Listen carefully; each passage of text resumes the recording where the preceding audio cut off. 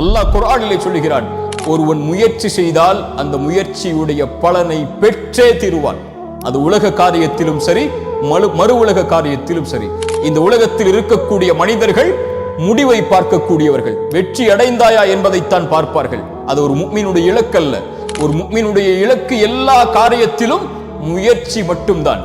எல்லா காரியத்திலும் முழு மூச்சோடு உடலை தயார்படுத்துவதாக இருந்தாலும், உள்ளத்தை தயார்படுத்துவதாக இருந்தாலும், தன் குடும்பத்தை தயார்படுத்துவதாக இருந்தாலும், தன் செல்வத்தை தயார்படுத்துவதாக இருந்தாலும், தன்னுடைய சமூக அந்தஸ்தை உயர்த்துவதாக இருந்தாலும், ஈமானுடைய காரியங்களிலும் மறு உலக காரியங்களிலும் உலகத்தில் யார் அவர்களோடு வாழ்ந்தாலும் அதில் 10ல் 1 அவன் ஒருபோதும் வாழ்ந்து மடிய மாட்டான்.